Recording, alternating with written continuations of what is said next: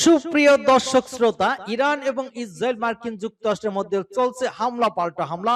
ইরানের পক্ষে অবস্থান নিয়েছে রাশিয়া এবং চীন। চীন তাদের অত্যাধুনিক অস্ত্র দিয়ে সাহায্য করছে ইরানকে।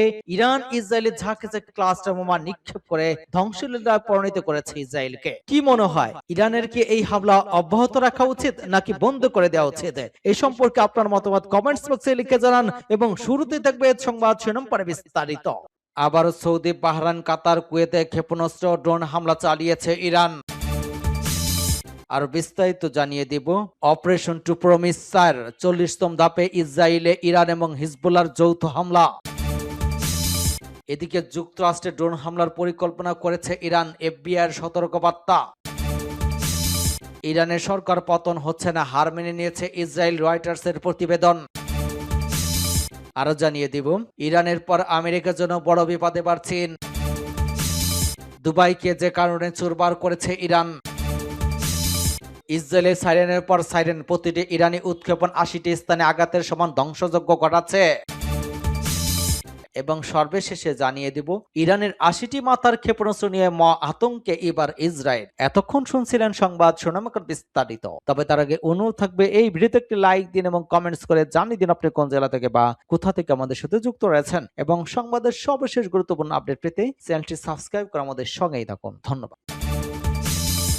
আবারও সৌদি, বাহরাইন, কাতার, কুয়েতে ক্ষেপণাস্ত্র এবং ড্রোন হামলা চালিয়েছে ইরান। মধ্যপ্রাচ্যে চলমান সংঘাতের উত্তাপ ছড়িয়ে পড়েছে পার্শ্ববর্তী দেশগুলোতে।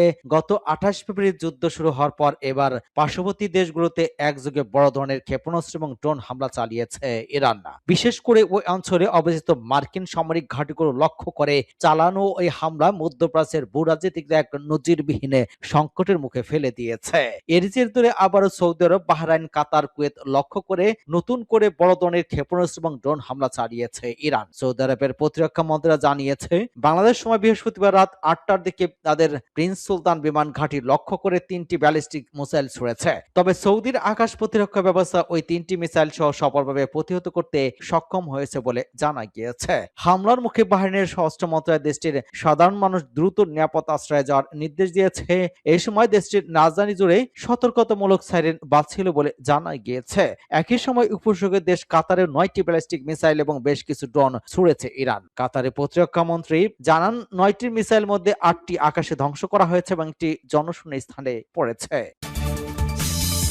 অপারেশন টু প্রমিস ৪০তম ধাপে ইসরায়েলে ইরান এবং হিজবুল্লাহর যৌথ হামলা। লেবাননের হিজবুল্লাহর সঙ্গে সম্মানিতভাবে অপারেশন টু প্রমিস ৪-এর ৪০তম পর্যায়ের জোরালো হামলা শুরু করার ঘোষণা দিয়েছে ইরানের ইসলামী বিপ্লবী গার্ড কার আইআরজিসি। আচ্ছা, ভোরের বিশেষ বিবৃতিতে আইআরজিসি জানায়, ইয়া আমির আল মুমিনিন কন্ডেম ব্যবহার করে ওই বিশাল সামরিক অভিযান শুরু করা হয়েছে। এই দফায় তেল আবিব, আল কুদস এবং হাইফা সহ ইসরায়েলের ৫০টির বেশি লক্ষ্যবস্তু এবং ওই অঞ্চলে অবস্থিত মার্কিন সামরিক ঘাঁটিগুলোতে কদর, এমদাদ, খাইবার শেখান, ফাত্তা ব্যালিস্টিক ক্ষেপণাস্ত্র নিক্ষেপ করা হয়েছে। বিশেষ করে জর্ডানের আল আজরাক এবং সৌদি আরবের আল খারাজ বিমান ঘাঁটিকে ওই হামলায় আওতায় আনা হয়েছে বলে জানা গিয়েছে। বিবৃতিতে আইআরজিসি প্রথমবারের মতো স্পষ্টভাবে উল্লেখ করেছে যে এই অভিযানে লেবাননের ইসলামী প্রতিরোধ যোদ্ধাদের সঙ্গে সরাসরি সম্মানের মাধ্যমে পরিচালিত হচ্ছে।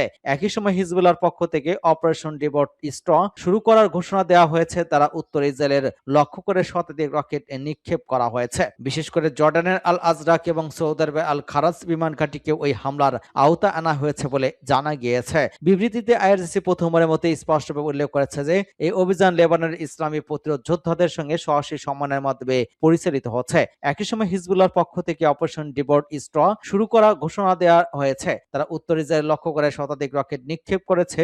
ইসরায়েলি সংবাদ মাধ্যমগুলো গত ২৪ ঘন্টা ইরান থেকে ক্ষেপণাস্ত্র হামলার পর উল্লেখযোগ্য বৃদ্ধি পাওয়ার বিষয়টি স্বীকার করেছে। পরিস্থিতি ভয়াবহতা অধিকৃত অঞ্চলের বাসিন্দারা দীর্ঘ সময় ধরে সাইরেন এবং বাংকারে আশ্রয় দিন কাটাচ্ছেন।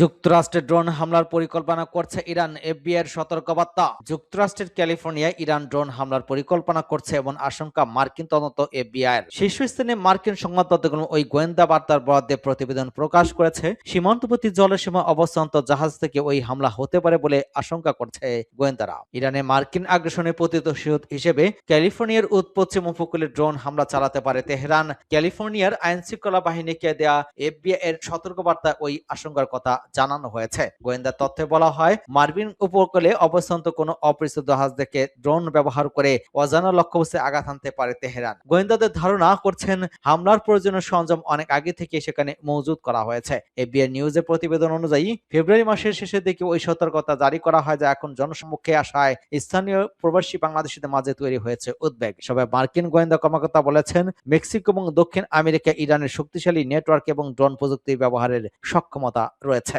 অন্যদিকে মেক্সিকোর মাদক চক্রগুলোর ড্রোন ব্যবহারের প্রবণতা বৃদ্ধি পায় মার্কিন সীমান্ত এবং সেনাদের নিরাপত্তা নিয়ে নতুন করে ভাবতে হচ্ছে ওয়াশিংটনকে। তবে যুক্তরাষ্ট্রের মাটিতে ইরান সমর্থিত হামলা নিয়ে উদ্বেগ নন বলে জানিয়েছেন মার্কিন প্রেসিডেন্ট ডোনাল্ড ট্রাম্প। যদিও ক্যালিফোর্নিয়ার গভর্নর গ্যাভিন নিউসম সম্ভবত ওই হামলা মোকাবেলায় জরুরি সেনা দপ্তরের সঙ্গে সমন্বয় করে কাজ করছেন বলে নিশ্চিত করেছেন। ইরানের সরকারের পতন হচ্ছে না, হার মেনে নিয়েছে ইসরায়েল।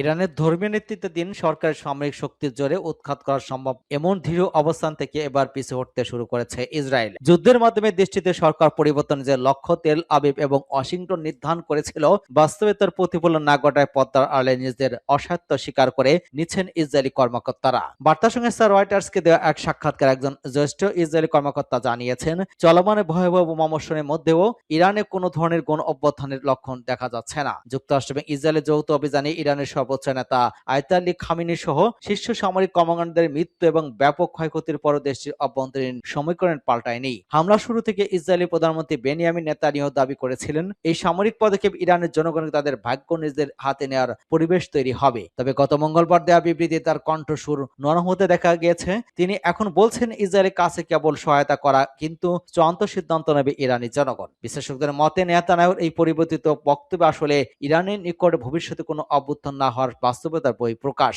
মার্কিন প্রেসিডেন্ট ডোনাল্ড ট্রাম্পও ওই যুদ্ধ দ্রুত শেষ করার ইঙ্গিত দিয়েছেন। তবে ইসরায়েলি উচ্চপদস্থ কর্মকর্তাদের মতে ওয়াশিংটন এখনো সংঘাত থামানোর মতো চূড়ান্ত কোনো অবস্থানে পৌঁছাতে পারেনি। যদিও যুক্তরাষ্ট্র এবং ইসরায়েল আশা করেছিল যে হামলার ফলে সৃষ্ট অস্থিরতায় সাধারণ মানুষ রাজপথে নেমে আসবে, কিন্তু অর্থনৈতিক সংকট সত্ত্বেও জাতীয় ক্রান্তি লগ্নে ইরানিরা বর্তমান শাসকদের পক্ষে অবস্থান নিচ্ছেন। ফলে সামরিক সাফল্য সত্ত্বেও রাজনৈতিক লক্ষ্য অর্জনে ইসরায়েল এখনো খেই হারিয়ে ফেলেছে বলে মনে করছেন আন্তর্জাতিক বিশেষজ্ঞরা। বিশেষ করে নতুন সর্বোচ্চ নেতা মোস্তফা খামেনির নেতৃত্ব এবং বৈশ্বিক জ্বালানির নিরাপত্তা বিবেচনা করে যুক্তরাষ্ট্র এখন যুদ্ধের চেয়ে প্রস্থানের পথ খুঁজতেই বেশি আগ্রহী।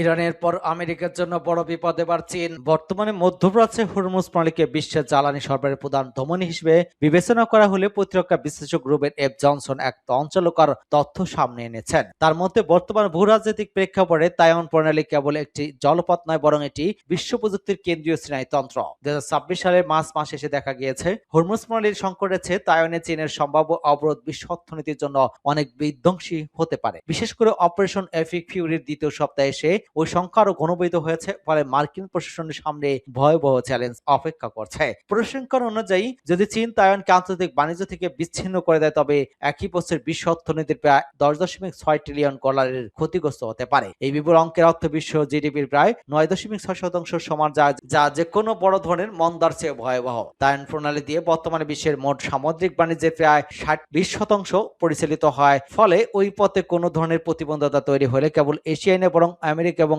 ইউরোপের বাজারগুলোতে পণ্যের হাহাকার শুরু হবে এবং সরবরাহ ব্যবস্থা পুরোপুরি ভেঙে পড়বে। ওই সংকটের মূলে সেমিকন্ডাক্টর বা মাইক্রোচিপ শিল্পে তাইওয়ানের একক আধিপত্য। বর্তমান বিশ্বের প্রায় 90% উন্নত মাইক্রোচিপ তৈরি হয় তাইওয়ান সেমিকন্ডাক্টর ম্যানুফ্যাকচারিং কোম্পানির কারখানায়। দুবাইকে যে কারণে চোরমার করছে ইরান। দীর্ঘ কয়েক দশকের স্থিতিশীলতা এবং আভিজাত্যের মোড়ক ছাপিয়ে দুবাই এখন মধ্যপ্রাচ্যের উত্তপ্ত সংঘাতের কেন্দ্রবিন্দুতে পরিণত হয়েছে। ইরান এবং ইসরায়েল যুক্তরাষ্ট্রের মধ্যকার চলমান যুদ্ধ এখন আর কেবল নির্দিষ্ট সীমান্তের মধ্যে সীমাবদ্ধ নেই, বরং তা আশ্রয় পড়ছে সংযুক্ত আরব আমিরাতের উপকূলে। সাম্প্রতিক তথ্য অনুযায়ী যুদ্ধ শুরুর পর থেকে এ পর্যন্ত 1700 ইরানি ক্ষেপণাস্ত্র এবং ড্রোন আমিরাতের আকাশ সীমা লক্ষ্য করে ছোড়া হয়েছে। যদিও উন্নত প্রতিরক্ষা ব্যবস্থার মাধ্যমে ওই বেশিরভাগই প্রতিহত করা হয়েছে, তবু আকাশ থেকে পড়া ধ্বংসাবশেষ এবং কিছু সরাসরি আঘাতে দুবাইয়ের জনবহুল এলাকায় সাধারণ মানুষের মৃত্যু এবং ক্ষয়ক্ষতি বিশ্বজুড়ে উদ্বেগের সৃষ্টি করেছে। বিশ্লেষকদের মতে ইরান দুবাইকে লক্ষ্যবস্তু করে পেছনে সামরিক কৌশলের চেয়ে মনস্তাত্ত্বিক এবং অর্থনৈতিক চাপ প্রয়োগে বেশি গুরুত্ব দিচ্ছে। দুবাই ধরা হয় পশ্চিমা বিশ্বের অর্থনৈতিক ব্যবস্থার প্রতীক এবং বিশ্ব আইনের অন্যতম কেন্দ্র। বিশেষজ্ঞরা বলেছেন, দুবাইয়ের নিরাপত্তা বিঘ্নিত হওয়া মানে গোটা বিশ্বের বাণিজ্যিক আত্মবিশ্বাসে ফাটল ধরানো। ইরান যদিও দাবি করেছে তাদের ওই হামলা মূলত আমিরাতে থাকা মার্কিন সামরিক ঘাঁটি এবং উপস্থিতির বিরুদ্ধে। তবে ভৌগোলিক অবস্থান এবং 100 কিলোমিটার দূরত্বকে দুবাইকে ইরানের জন্য একটি সহজ লক্ষ্যবস্তুতে পরিণত করেছে। ইসরায়েলের সাইরেনের পর সাইরেন, প্রতিটি ইরানি উৎক্ষেপণ ৮০টি স্থানে আঘাতের সমান ধ্বংসযজ্ঞ ঘটাচ্ছে। ইরানের খাতামুল আম্বিয়া আলাইহিস সালাম ঘাঁটির মুখপাত্র বলেছেন, ইরানের সশস্ত্র বাহিনীর হামলাগুলো এমন সুচারু বা চৌকস কৌশলে পরিচালনা করা হচ্ছে যেন ইরানি প্রত্যেকটি শুটিং বা উৎক্ষেপণ ৮০টি বিভিন্ন স্থানে আঘাত হানার সমান পর্যায়ে ধ্বংস ঘটাচ্ছে। ইরানি রাষ্ট্রীয় সম্প্রচার সংস্থার বার্তা বিভাগের বরাত দিয়ে পাস্টুরে জানিয়েছে, খাতামুল আম্বিয়া সামরিক ঘাঁটির মুখপাত্র কর্নেল ইব্রাহিম জুলফাকারি বলেছেন, ইরানে সুপরিকল্পিত পর্যায়ক্রমে পদক্ষেপগুলোর ফলে শত্রুদের পর্যায়ক্রম বা শক্তিমত্তার মেকি বা মিথ্যা মুখোশ খসে পড়েছে। কর্নেল ইব্রাহিম জুলফিকারি বলেছেন, পশ্চিমা এশীয় অঞ্চলে ওই অধিকৃত ফিলিস্তিন তথা ইসরায়েলের দখলে থাকা অঞ্চলগুলোতে ইরানের কৌশলী যুদ্ধপ্রাপ্ত হামলাগুলো ফলে একের পর এক সাইরেন তথা বিপদ সংকেতের ঘন্টা বেজেই চলছে। কর্নেল জুলফিকারি আরো বলেছেন, প্রত্যেক ঘন্টা প্রত্যেক মিনিটে আমাদের সশস্ত্র বাহিনী ইচ্ছা করা মাত্র ইরানির মারণাস্ত্রগুলো ক্ষেপণাস্ত্র ড্রোন এই অঞ্চলে অবস্থিত মার্কিন সামরিক ঘাঁটি এবং অধিকৃত ফিলিস্তিন তথা ইসরায়েলের দখলে থাকা অঞ্চলগুলোতে নিক্ষেপ করতে পারছে। ইরানের সশস্ত্র বাহিনী ইউনিটগুলো অত্যন্ত সুপরিকল্পিত পরিকল্পনা মাফিক নির্ভুল পর্যবেক্ষণের মাধ্যমে মার্কিন সেনাদের উপর আঘাত হানার জন্য উৎপত্তি রয়েছে। ইরানের ৮০ মাত্রার ক্ষেপণাস্ত্র নিয়ে মহা আতঙ্কে ইসরায়েল। সাম্প্রতিক সামরিক প্রতিবেদন অনুযায়ী ইরান তাদের ব্যালিস্টিক মিসাইল হামলা এখন ব্যাপকভাবে ক্লাস্টারে মিউটেশন গুচ্ছভাবে ব্যবহার করছে, ফলে সাধারণ ক্ষেপণাস্ত্র পেয়ে বহুগুণ বেশি বিপজ্জনক হয়ে উঠেছে ওই মারণাস্ত্র।